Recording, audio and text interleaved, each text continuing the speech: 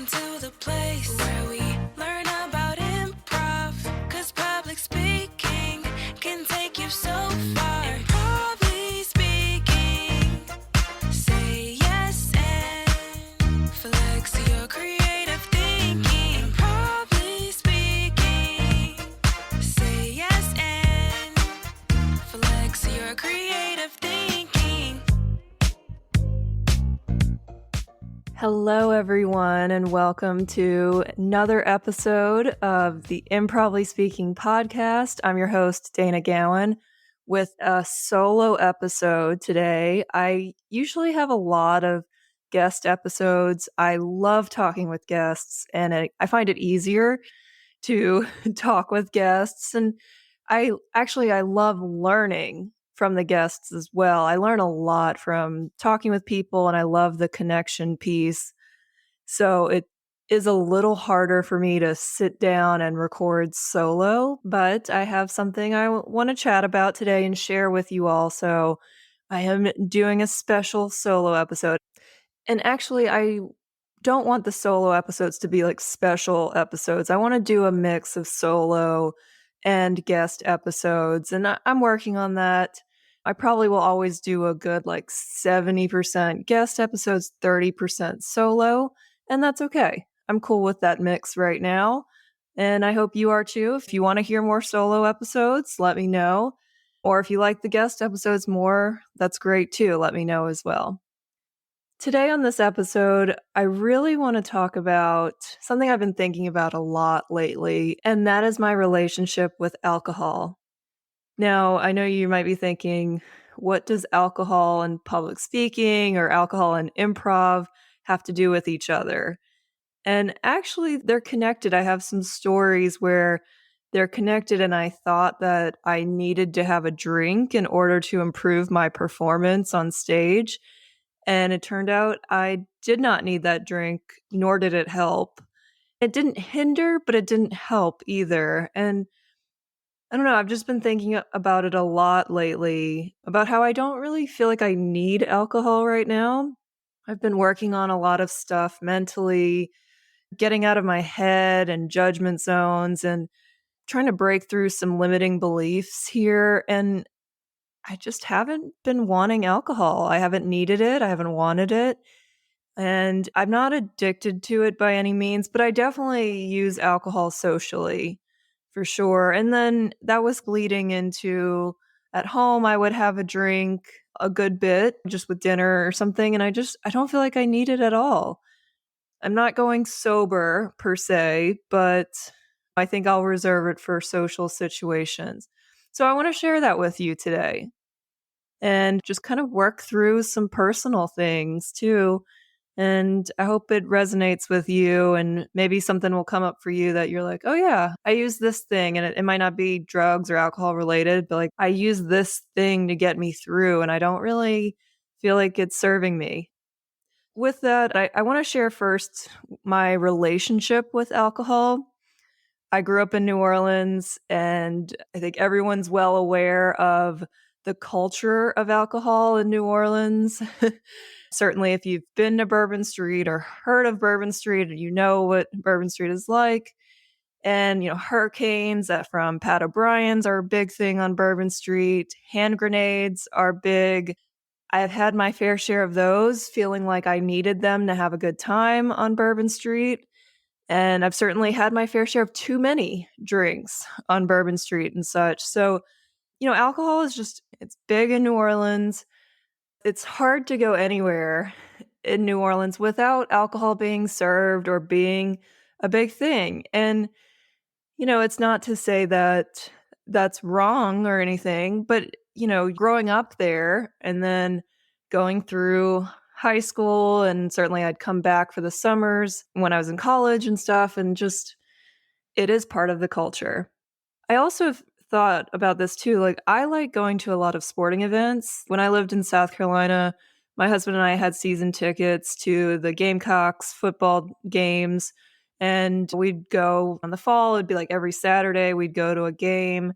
And there's a lot of drinking involved in football and other sports. You tailgate all day, and then you go to the game, and I think now they have started out offering alcohol. I haven't been in Williams-Brice Stadium in a while, but I think maybe they're starting to serve it.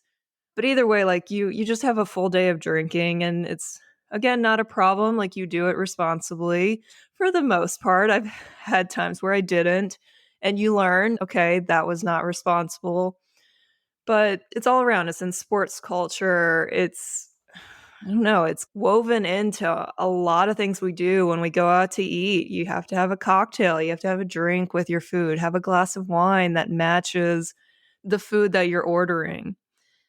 And I think about all this, how this has shaped my mindset that I need alcohol. I need to have it in social situations. I need to have it to make myself loosen up a bit and be a better person, a more lively, engaged person, laugh more, have fun more.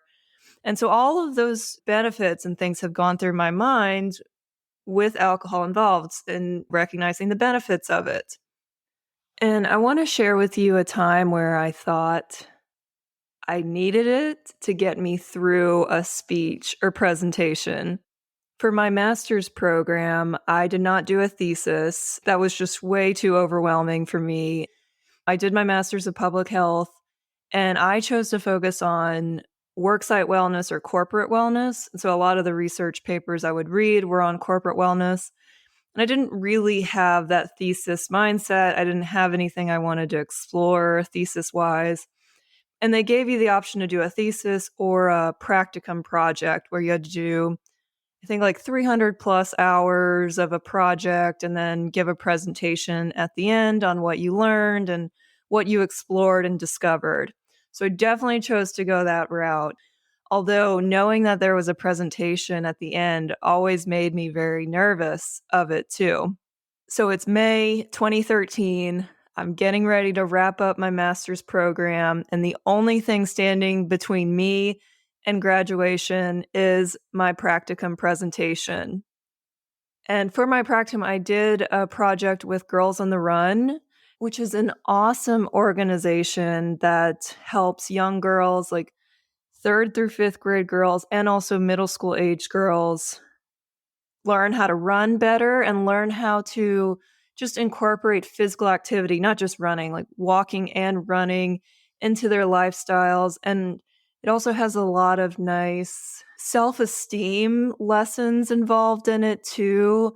Lots of body image and peer pressure and like anti-bullying lessons involved with it. It's just such a nice program. If you have it in your area, please check it out. I got to work with them for the year with this project, and it was just so much fun. That's their slogan that they do. Girls on the Run is so much fun. And it really is. I enjoyed it as a 25-year-old adult, and I think it just helps young girls tremendously. I wish I had it when I was younger. I think it could have definitely helped in many ways, but even leading the classes and the sessions as an adult was really powerful for me.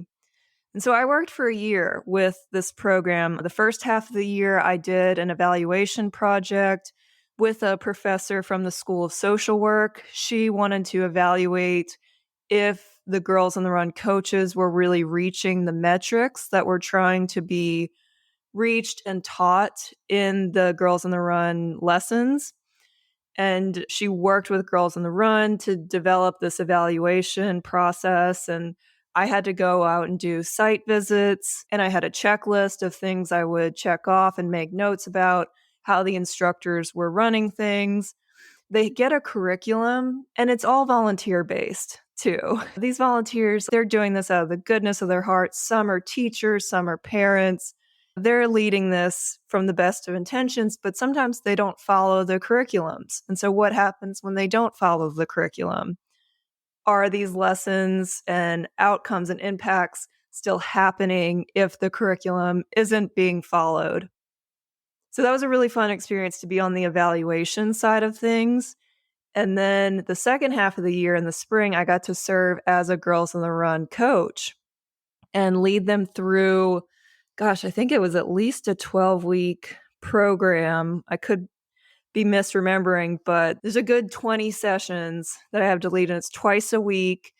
And all the sessions involve some kind of talking through some things. I remember one was all about having a positive mindset, and I love it. They have a whole thing about how to plug in your positive cord and unplug your negative cord. There's a whole visualization that goes along with that. I love that. That's my favorite. That still sticks with me to this day. They had a peer pressure one.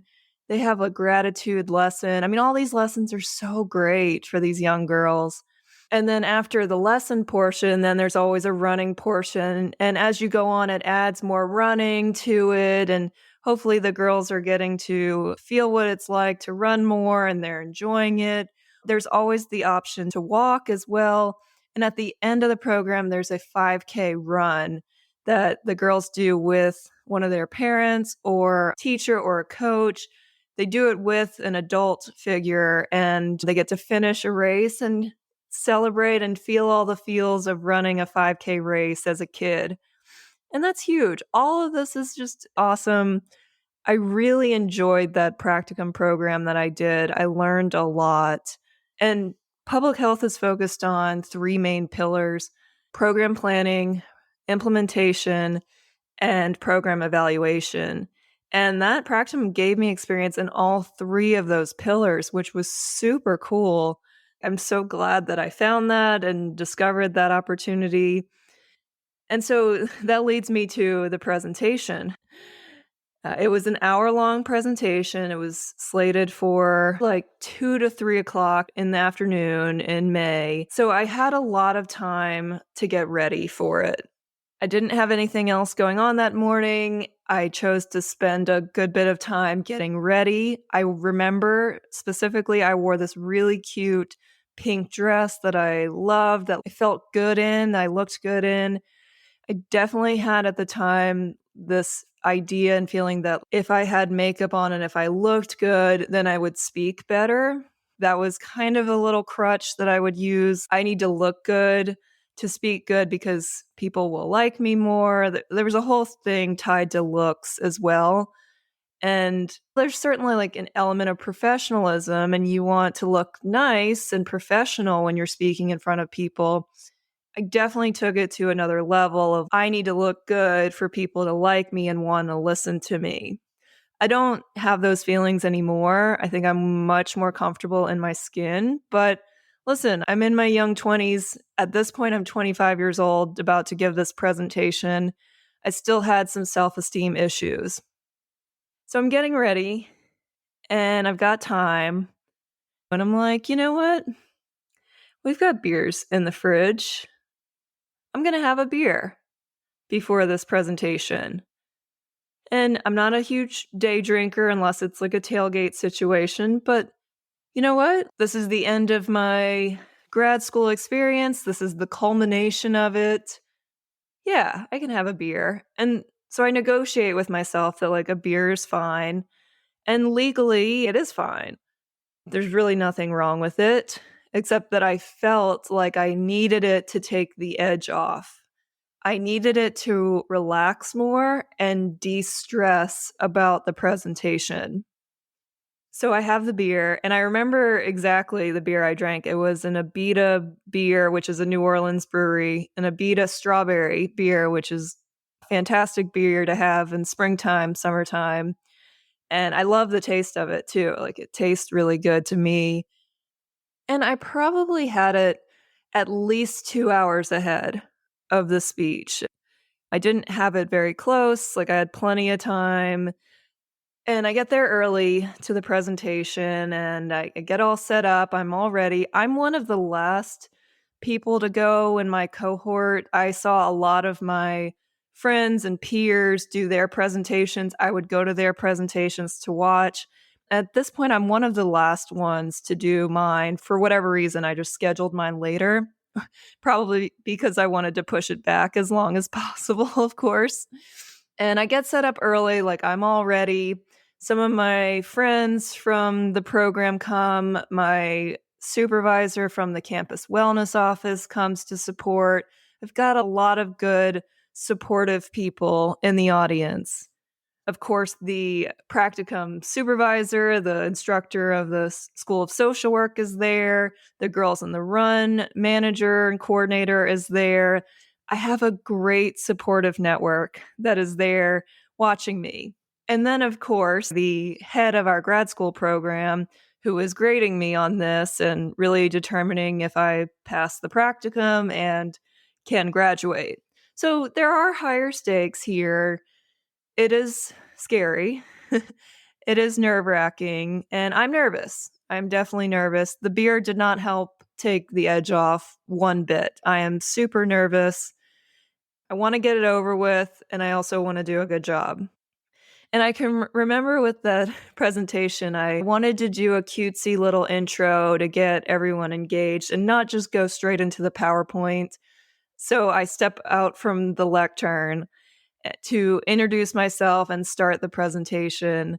And I wanted to do a little all right, everyone, plug in your positive chords and unplug your negative chords. So that way you're in a good state of mind for this presentation.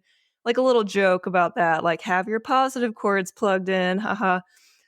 And I had all that in mind. And yet, as soon as I stepped out to say that, I forgot. I got completely blank. Oh my God, what was I trying to say? And it was probably only 3 to 5 seconds that I'm thinking and trying to remember. But it felt like an eternity to me, of course, because I'm so nervous. I'm probably red faced at this point, haven't even started talking yet, and I'm probably red faced. In my mind, I'm like, oh, it's already started, and I haven't even started the presentation yet. I think I finally come to for what seems like forever, and I do my little spiel that, of course, isn't delivered very well because I'm nervous and because I forgot what I was trying to say at first. And then I go behind the lectern and I stay there. I stay put that whole presentation because my presentation is very slide heavy. And that is the nature of this presentation. You have to answer a lot of questions and show what you did. So naturally, it is very slide heavy anyway. And I do not make it very interesting. I feel I definitely take the full hour to go through all my slides. And then I answer the questions at the end. There weren't a ton of questions. I don't remember anything being very hard. I remember watching some of my counterparts and peers' presentations, and some of the questions they got were like, whoa, those are tough questions. So I was very nervous about the Q&A portion, but I don't remember any of my questions being too hard, maybe because I was one of the last ones. The head grad school leader was tired at that point, and so I didn't get anything tough tossed my way. And then just like that, an hour later, the presentation is over. It's done. I hand in my big binder of all the stuff I did and all the hours I logged and such. And I doubt they even look at it, but whatever. I get the grade. I pass and was able to graduate with my master's of public health.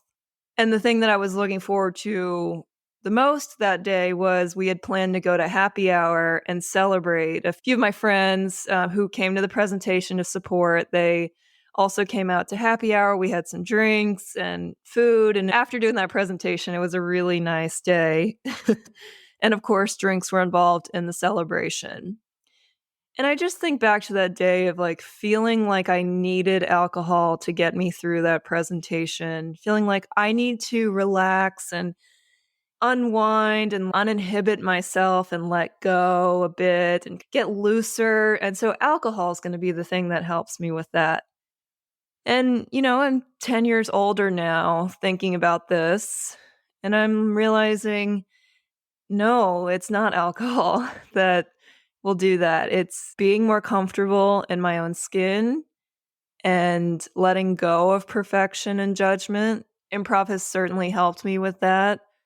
And also being more comfortable on stage. And my Toastmasters training has helped me conquer my fear of public speaking. So now I can stand on stage and not feel my heart racing like it's going to explode out of my body, but I can control the nerves, and they're still going on when I'm speaking, but I can surpass those and feel good about my work being done. And it's taken a lot of work to get there. And I did not expect myself, well, I'm stopping myself there. I certainly had high expectations that that was going to be the presentation that ends my grad school career. And it's a great presentation. And I've conquered my fear of public speaking. All is good. I'm ready to move on to my career and I'll be so great at presentations. And none of that happened. I mean, I got through it. I checked the box. I did it. I did it fine. I did it well in the sense of I did my project and logged all the hours and accomplished all the tasks I set out to. But the fear of public speaking was still there and it stayed there well into my career until I decided to do something about it. Another example of alcohol showing up is when I sang karaoke for the first time in my life. And I don't remember when this was. It's probably December 2011 or 2012 at this point. So actually, this is before this practicum presentation, but we were at my boyfriend at the time, now husband, his company Christmas party, his office Christmas party. And he's been there either a few months or a year or so. Like he was established in his job at that point. And his office threw a big Christmas party. It wasn't a big office, but they always did it big for office events. Alcohol was a big thing, of course. And there was a lot of alcohol at this Christmas party. And I just remember drinking a lot and karaoke got started. I wasn't the first to jump in. I saw some other people do it and not do it well. So at that point, I had quite a few drinks of courage in me. And I decided to sing All I Want for Christmas Is You by Mariah Carey. And of course, that is way out of range. It's out of most people's range. Mariah Carey is at her own range. So it took a lot of alcohol to even try to do it. And I think I sang it with someone else. So it wasn't just me up there. Both of us were pretty drunk. I'll admit we were drunk. We had quite a few in us. We were feeling confident enough to do this. And I think my boyfriend, we had ended up recording my karaoke time and then he sang a karaoke song with his boss. And I think he sang Running Against the Wind by CCR, Creedence Clearwater Revival. And that one wasn't pretty either, but I think we ended up filming each other's. And then after that night, we made the pact, hey, let's not watch it. Let's just delete this and we'll never talk about it again. And so that's what we did. I never watched it. It was just better in my head, or not better. Like I could tell it wasn't great, but it was like, hey, we did it. Let's not look at it.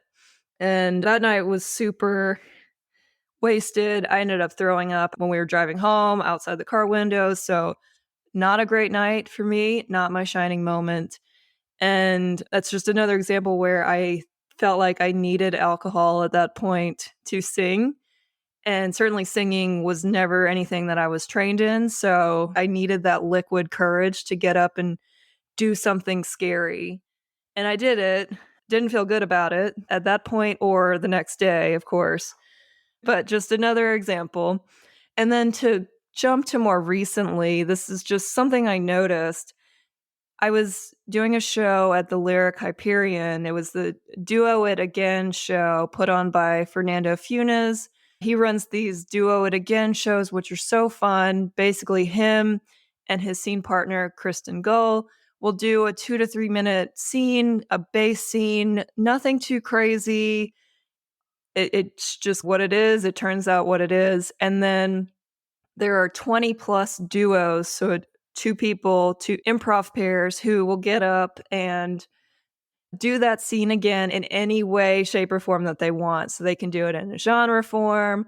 They don't even have to copy what was said. They can explore the past or the future of the scene. The possibilities are endless, what they can do.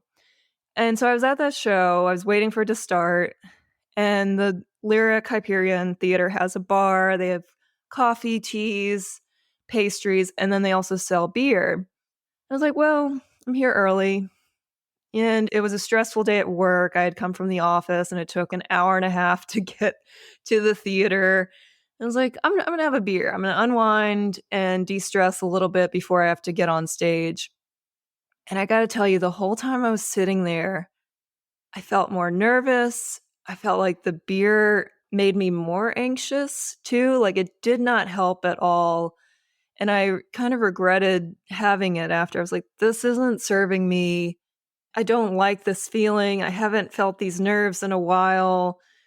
And we happened to go on kind of later.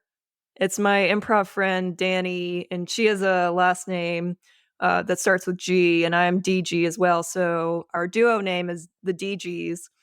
And the DGs got called up randomly just later. So it's like the whole time I'm sitting there, probably for an hour, just like stewing in my nervousness. And I don't like it. I regretted the whole time having the beer and I didn't feel like I needed it. And we went on and the DGs, we performed well. We had a nice set. It was funny. It was fun. And then I had another beer afterwards and I'm just like, I didn't need 2 beers on this Tuesday night. Like it just wasn't necessary. It didn't serve me. I didn't need it to be social and talk to people. It was more like I just wanted something in my hand to hold as I was talking to people. And I think that's where I am now, cut to present day. I wanted to talk about this because it's been in the back of my mind for a little bit. I just released an episode with Eric Escalante, and he talks about how improv helped him get sober. And for him, his big thing was smoking weed, and he felt like he needed to do that. This was during the pandemic and maybe a little bit before that he just felt like he needed it. It became a crutch for him. And then he was finding that when he was in his improv scenes, he couldn't keep up, he couldn't focus. He wasn't being a very good scene partner because he was too high to focus and too inebriated in his mind. He just couldn't do it. So improv really encouraged him to get sober so that he could have a clearer brain to be able to focus and participate in the scenes more, which I think is incredible. And also incredible of him to admit and come on the podcast and admit as well. So I'm very grateful to Eric for doing that. And I've been thinking about it ever since we recorded, and I've been working on that episode to release it.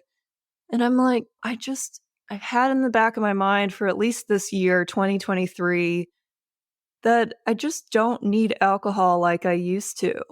I gave you 3 examples in a 10-year span, like in my early and mid 20s, and then also a recent example. And I'm just like, I don't need it.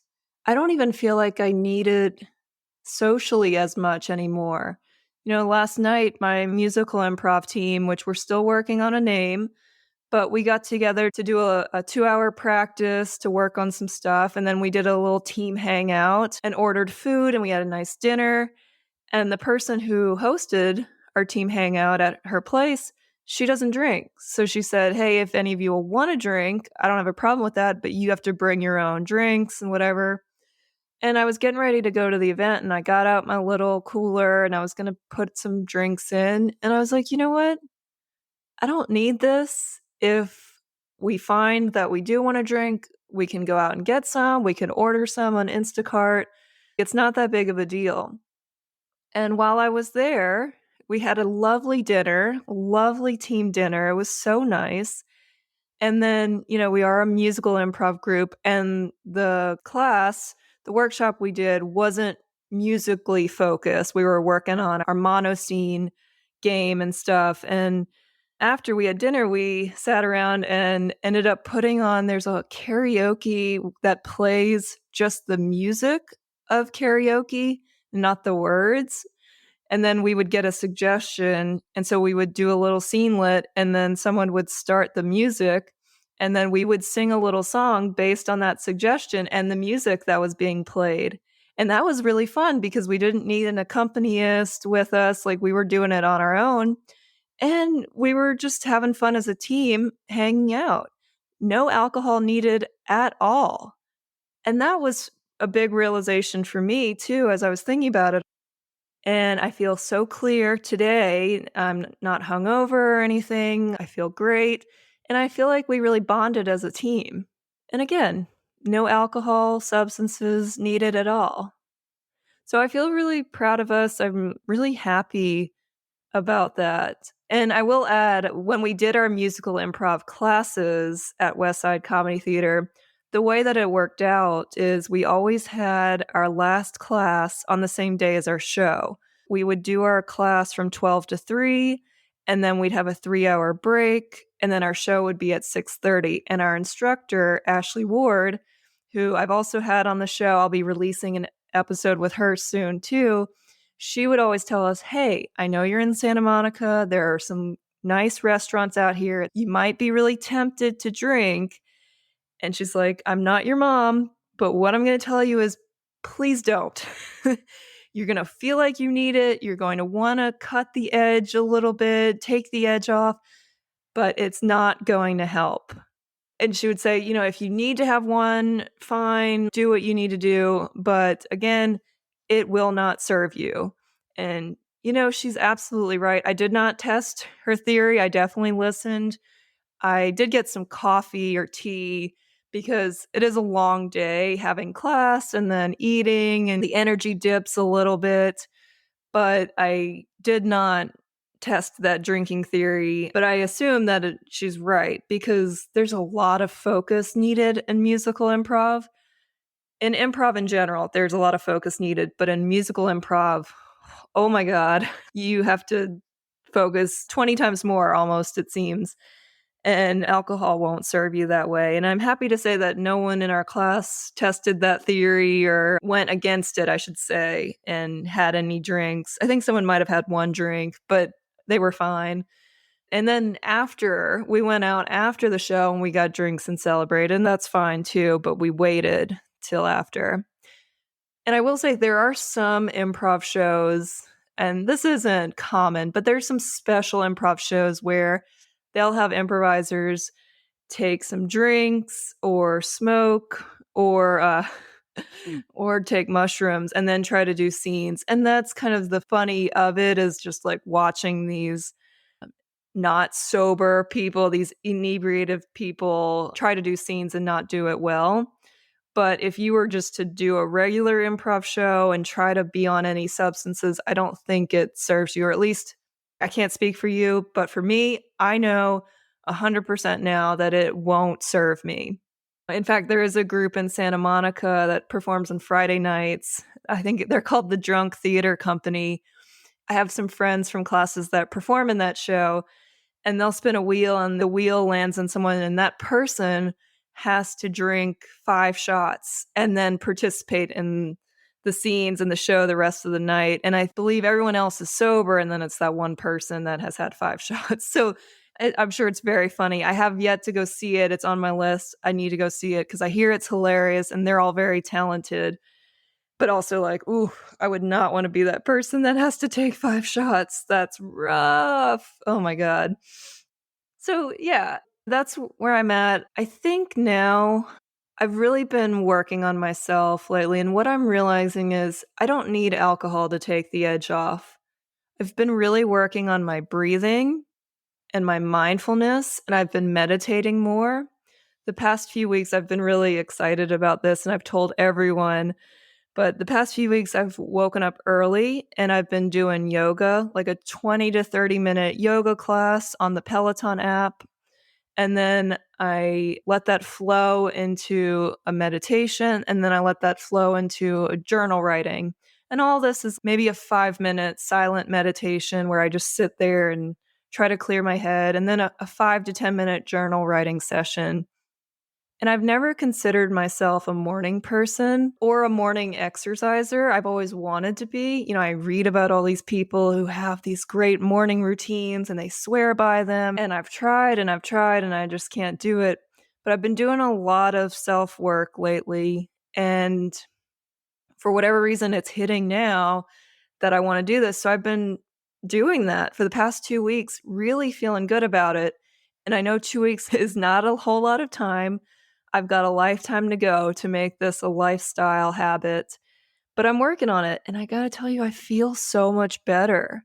I feel great in the mornings and I want to keep doing it. And I think that want will keep me going for a while. And what I'm realizing is this meditation routine and journaling, all this is clearing my head, making it easier to perform and speak in front of people. I had a voice coach a few years ago when I was working with her. She would tell me how it seems like I have a lot of chatter going on in my head when I'm speaking. And with that chatter, it made me want to call out things. Like if I said a word wrong, I would call it out. Or if something was wrong or didn't go well, I would call it out. Or if I wouldn't call it out to the audience, it would affect how I was speaking. So she recommended to work on a meditation routine. And the point of the meditation routine was that I would hear noises, outside noises, whether outside or in my apartment or in the room or whatever. And I would hear them and then just let them go away, like not give any attention or focus to them. Just hear the noises, but not give any focus. And I got really good at that. I think I got up to 11 or 12 minutes of just sitting still and doing that. And I could tell a difference in my speaking. Maybe I was still judgmental at that point, but I wasn't listening to the judgments like I used to. And I would let the judgments just flow away and float away, and I wouldn't pay them any attention as I was speaking. So I would be more present when speaking to my audience. And I then let that lapse and I didn't quite keep up with it. So I've had to start over now. And this is where I'm starting over with this yoga that flows into meditation, that flows into journaling in the morning time. And I'm seeing really good results. I'll keep you posted on how it's going. And I hope and I expect and I want to report back that I'm continuing to do it and it's continuing to help. So I say that all to say is what I'm realizing is I don't need alcohol as a crutch. I don't need alcohol as a thing that I hold when I'm in social situations. Certainly, I'm not saying I'm going to go cold turkey sober. Like, I will still drink in social situations when I feel like I want to and I'm ready and okay with having a drink. Like, I will still drink in social situations. I'm not going to give it up completely. I do believe everything in moderation, and I don't feel like I'm truly addicted to alcohol. So I feel like I can have it in social situations and I'm fine. But all that to say is, I don't want to use alcohol as a crutch to be more social or to let go or be free or be uninhibited. What I'm realizing is I can do all those things myself without alcohol. I can be in this free flow, uninhibited state, this social connective state all on my own. And I can be more present there and have more connection with people without the use of substances. And I know that's a commonplace thing that gets said of like, we don't need any of that, but this is my epiphany moment. This is me realizing that. Like, I literally have thought of this today and I was like, I'm going to record an episode about it because this is me having this big aha realization that I don't need it to be myself. I am cool with being myself, and I will only have it when I want to have it. And I think that's really powerful. I'm really proud of myself. I sound like a mom there, but I'm really proud of myself for coming to this conclusion and realization. And I think it's important that I come to this. So I know I've been talking for a while. You know, it is so funny. My relationship with time, I do need some work there because I'm like, I'm just going to sit down and I'll tell this story. It'll be about a 20-minute story. And we're going on a 40-minute episode at this point, which, you know, that's called flow. I felt like I was in a good flow state. I really wasn't in my head talking through this. I'm happy to tell this story in whatever amount of time it takes. And now I want to turn it over to you. I've been talking for a while, so I want to give you a chance to reflect. And I want to ask you, what is something that you used to rely on to get you through something? And I know that's vague sounding, but have you relied on alcohol or substances or whatever it is, any kind of maybe self-sabotaging thing that you thought you needed to perform in a certain way, whether it's performance on stage or performance in sports or working out or just having to be social or network with people or be with family, whatever it is. There's no judgment here. This is all a reflection of just, is there something that you have used as a crutch that you've needed and it's been in the back of your mind that you don't need it as much anymore? Can you release it? Can you let it go? And it's up to you to decide if you want to get rid of it completely. If you feel like there's a bit of you that is totally addicted and tied to it, can you get rid of it completely? Or can you release it to where it's only in certain situations and you trust yourself to decide what situations those are? And I want to be clear, I am not an addiction specialist by any means. So if you are feeling addicted to anything, please talk to someone, get help with that. But this is more like just your performance in anything. Are you using something as a crutch? And can you work with yourself to get rid of it and be okay in your skin and feel okay with the performance you give and allow yourself to be uninhibited and free without the use of that thing? I'll wrap up here, but I want to thank you today for listening to this episode. I don't talk about this stuff a lot, and I'm not ashamed. Well, there's some definite shame in like how I've handled my alcohol in certain situations, definitely in like early 20s and such. Certainly there's some cringy moments there for sure, where just again the culture impressed upon me that I needed to have this substance in my body in order to be cooler, be better, whatever. And also maybe I am getting older and just realizing like my body doesn't need it as much. I don't feel good when I have it the next day in terms of like weight gain and stuff. Like it doesn't really serve my body there either. And also, I don't want to drink to be numb to my circumstances. I want to embrace the circumstances and work through them instead of numbing them out and trying to forget them. I think that's an important thing that I'm learning now in my mid 30s that I want to do. I talked today about my practicum presentation and how I was very nervous and didn't handle it well and thought I needed a drink through it. And what I really needed was to conquer my fear of public speaking, which I ended up doing a few years later, but that certainly took a while for me to realize that. And I just want to mention to you that I do offer one-on-one coaching for public speaking where I use some improv exercises to help you think quickly on the spot, get you used to saying things off the cuff, maybe incorporating some meditation practices in there to allow for you to give your speech without hearing all the judgments. So if you have any questions, please reach out to me about that. Or just if anything resonated in this episode, if you're like, oh, that hit me in a place that I wasn't really thinking or I have been thinking about, please reach out. I'm happy to chat. I always love hearing from you, and I'm always willing to lend a listening ear as needed. You can reach out to me on Instagram. I'm at Improvly Speaking.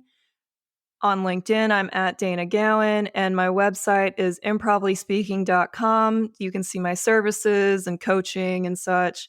Always happy to chat there. Thank you so much for listening today and supporting Improvly Speaking. I hope you go out and whatever you're doing, you're having your next performance, speech, presentation. I hope it is great. I hope you break a leg, a metaphorical leg, of course. Break all the metaphorical legs. Enjoy yourself up on stage and have fun. So say yes and flex your creative thinking. I'll talk to you next time.